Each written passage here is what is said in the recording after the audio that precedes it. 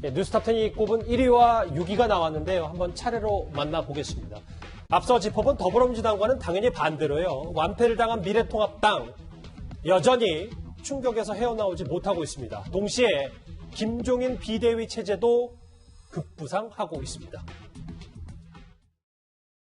그분이 가진 경륜이라든지 정치 흐름을 잃는 안목이라든지 이런 걸로 봤을 때 여전히 저희 당에는 큰 도움이 될 뿐이고 우리 당이 정비되기까지의 과정에 그분의 역할이 있을 수 있다고 보고 있습니다.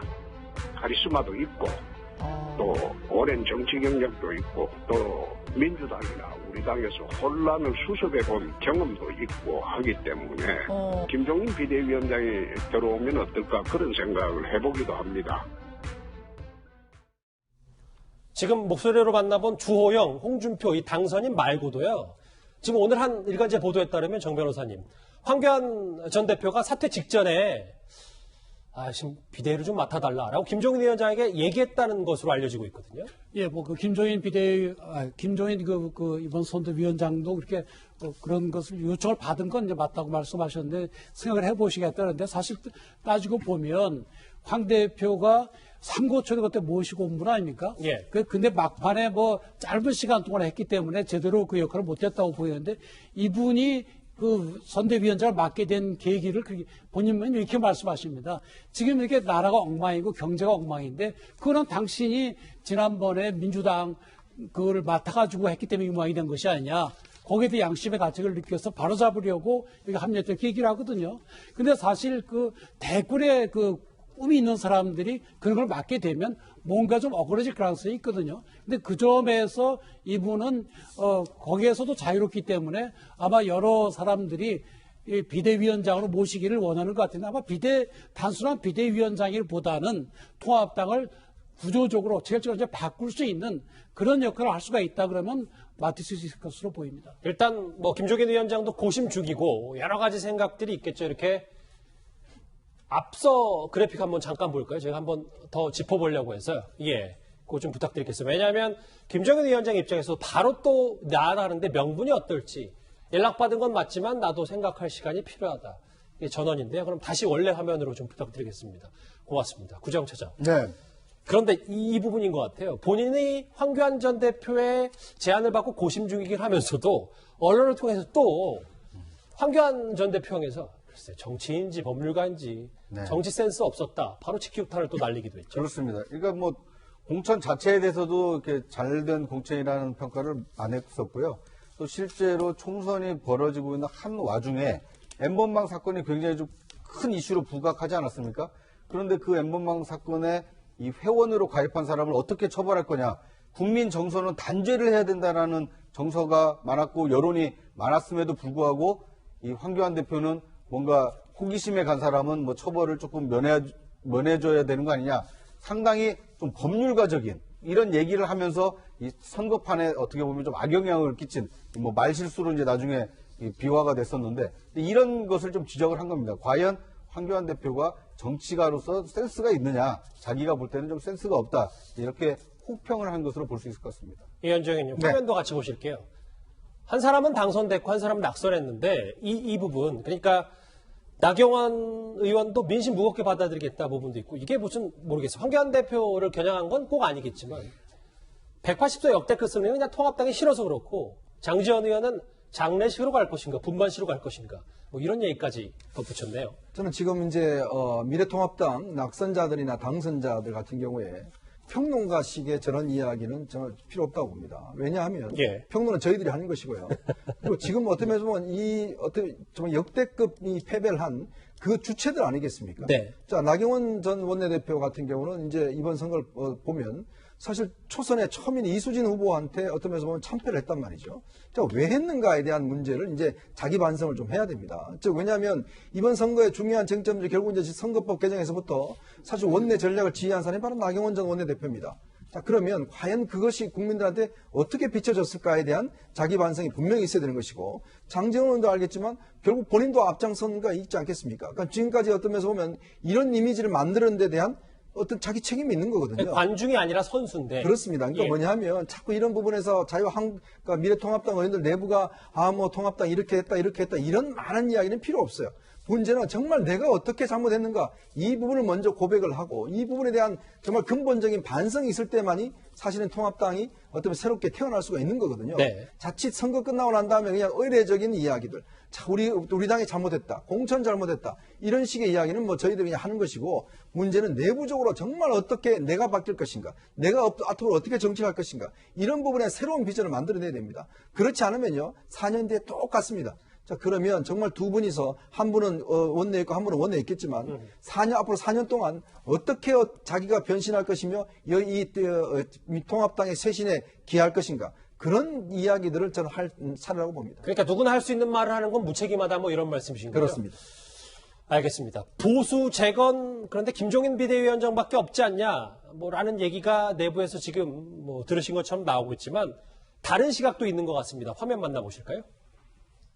과거처럼 비대위 체제를 한다 했을 때 길게 가면 안 될 것 같고요. 또 새 당선자들 계시잖아요. 하루빨리 조기 전대를 열든지 해서 새로운 지도부 체제를 구성하기 위한 하나의 그 수습대책위원회 성격을 좀 가지는 게 좋겠다 생각하고 있습니다.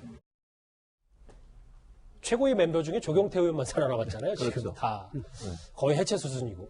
최 교수님 그런데 저 오늘 이 기사가 좀 흥미로웠던 게 통합당의 비례위성정당인 미래한국당에서 글쎄 한국당 내부에서는 김종인에 대한 비토 정서가 심각하다. 그럼 뭐 어떻게 하겠다는 겁니까? 단독으로 하겠다는 거죠. 만약 이걸 계속 밀어붙이면 미래한국당 같은 경우에는 독단적으로 활동을 하겠다. 물론 뭐 방향성을 완전히 돌아서진 않겠지만 합당을 하지 않겠다는 의미로 들려요. 그래서 저는 어떻게 보면 이게 압박으로 작용할 수 있다고 보이거든요. 미래통합당에. 미래통합당이 일부에서 김종인 위원장을 지금 비대위원장으로 영입하려고 하는 부분에서 미래한국당 내에서는 반감이 많다. 반대하는 게 많다는 의견을 공개적으로 언론 인터뷰에서 얘기를 했고 그랬을 경우에는 우리는 독자 노선을 갈 수도 있다라고까지 얘기를 하고 있는 상황입니다.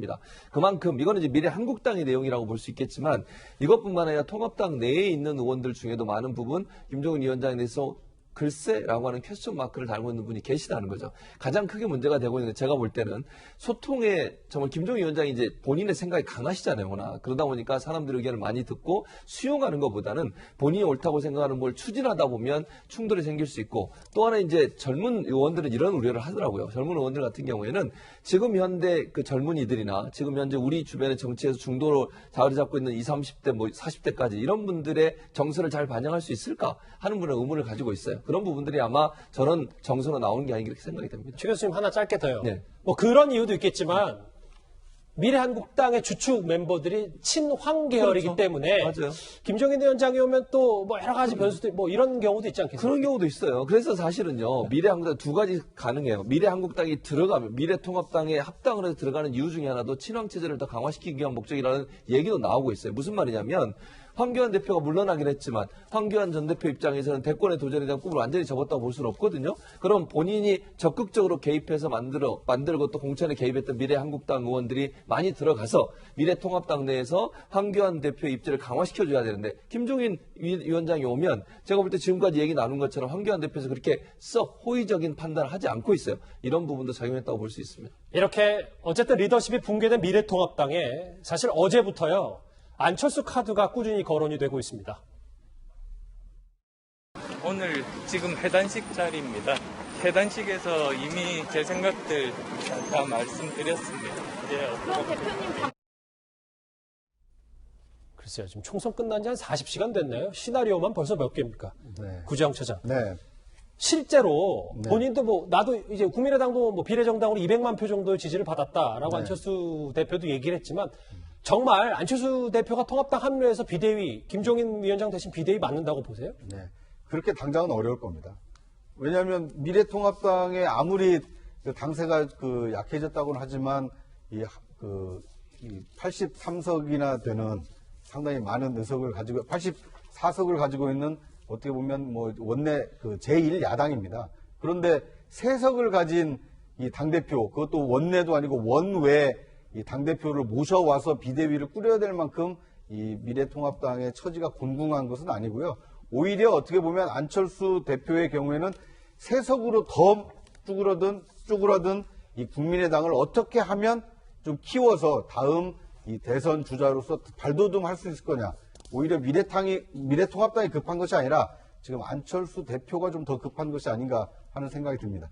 앞으로 대선까지 가는 국면에서 반드시 합당 내지는 연대 얘기는 나오겠지만 지금 당장 안철수 대표를 영입해야 될 만큼 미래통합당의 처지가 곤궁할까? 여기에는 오히려 미래통합당보다는 안철수 대표가 더 곤궁하지 않나 하는 생각이 듭니다.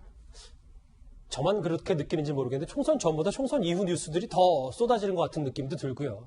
통합당의 그런데 더 큰 문제는 2년 뒤에 대선의 인물난일 겁니다. 그런데 김종인 위원장이 한 언론과 인터뷰에서 다소 의미심장한 말을 했는데 글쎄 앞으로 만나볼 인물들이 여기에 해당되는지는 저도 잘 모르겠습니다. 같이 보실까요?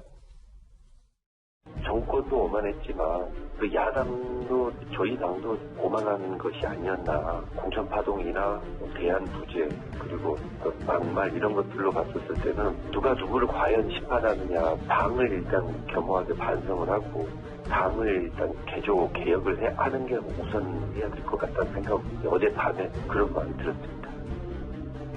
함께 고생하신 우리 최재성 의원께 참 많이 고생하셨다라는 말씀 올리고 싶습니다. 국민 대변인으로서 언제나 국민의 마음을 가장 먼저 헤아리는 배현진이 되겠습니다. 김웅, 배현진 두 당선인이 여기 보시는 포스터 한 교환, 그러니까 차기 대권 주자에 있는지 없는지 글쎄요. 뭐 저도 아직은 좀 짐작이 안 됩니다만 이현정 의원님. 네. 김종인 위원장 말을 다 신뢰하거나 그럴 필요는 없겠습니다만 본인이 만약에 비대위를 맡는다면 차기 대선을 1970년대 후반에 태어난 혁신할 수 있는 자질을 가진 보수 동의하십니까? 저는요, 이번 총선 결과를 보면서 정말 제가 알고 있던 올드보이들은 이번에 완전히 다 어떤 정치판에서 사라졌습니다. 아시겠지만 또 유력 대선주자라고 이야기하는 야권에서 이런 분들도 다 사라졌어요.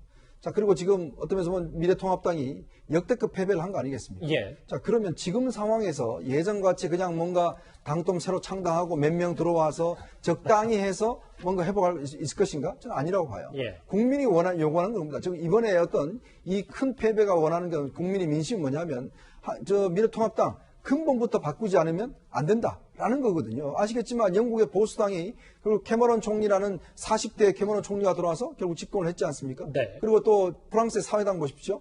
마크롱 대통령 들어와서 한 석도 없는 의석을 가지고 사회당이 몰락한 상황에서 결국 이제 대권을 잡았잖아요. 자, 그런 걸로 보면 결국 이 시대가 원하는 게 어떤 면에서 보면 이제는 단순한 변화가 아니라 완전한 프레임의 변화라는 것이죠. 그 프레임의 변화를 과연 그러면 통합당은 주도해낼 것인가 아닌가에 따라서 저는 어떤 2년 뒤에 대선의 결과가 달라질 수 있다는 생각이 들거든요. 자, 그렇다면 지금 김종인 위원장이 이야기하는 게 뭐냐면 이 70년대생이라는 게 뭐냐면 우리 정치 프레임을 바꾸는 겁니다. 우리 정치가 그동안 지도자들 보면 대부분 60대, 586 이런 사람들이 지금 주도해 온 거거든요.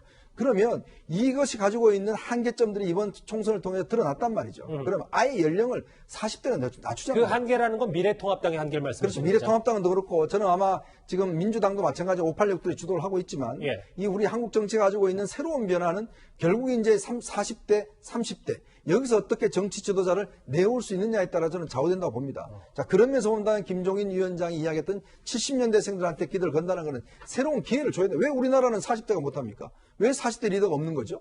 자, 그건 어떤 면에서 보면 사람을 키우지 않았기 때문에 그래요. 자, 그런 키울 수 있는 플랫폼을 만들겠다. 그렇게 만든다고 한다면 저는 어떤 면에서 보면 새로운 변화가 일어날 수 있다고 봅니다. 60년대생이신 이현정 의원님께서 저는 이미 이런 말 하니까 뭔가 좀 의미심장하기도 하고. 알겠습니다. 저는 물론 새로운 사람을 키워야 된다는 거기에 찬성하지만 무조건 나이로 하는 건 넌센스로 생각합니다. 왜 그런가 하면 이번 선거에 나온 사람들 젊은 사람들 많이 봤는데 몇십 년 정치한 사람보다 더 타락해 보이는 사고방식이 그런 사람들도 봤거든요. 결국에 생각이 젊어야 되는 미국 보세요. 샌더슨 나이가 80인데도 젊은 층의 지지를 받거든요. 네. 그러니까 아마 김종인 선대위원장이 말씀하신 것도 70년 후반에 태어난 정도의 그런 정도의 가치를 가진 그러니까 생물학적 구체적 나이가 그렇습니다. 아니라 사고방식이 최소한 그렇습니다. 40대 정도가 되는 사람이어야 아빠 호수를 맡기든 그렇습니다. 대선 주자로 발돋움하든 알겠습니다. 그런데 이 대권 주자 얘기하니까 이 인물도 안 짚어볼 수가 없잖아요. 복당도 하기 전에 일찌감치 대권 도전을 선언한 이 인물 한번 목소리 듣고 오겠습니다. 나는 거기는 그 질문을 아주 불쾌한 질문으로, 무례하고 불쾌한 질문으로 받아들입니다. 그래요? 그 질문하지 마세요. 이 당을 내가 25년 지킨 사람을 어떻게 떠내기들이 들어와서 당 안방을 차지하고 주인을 내쫓으려고 합니까? 도대체 그게 하고 무리합니까?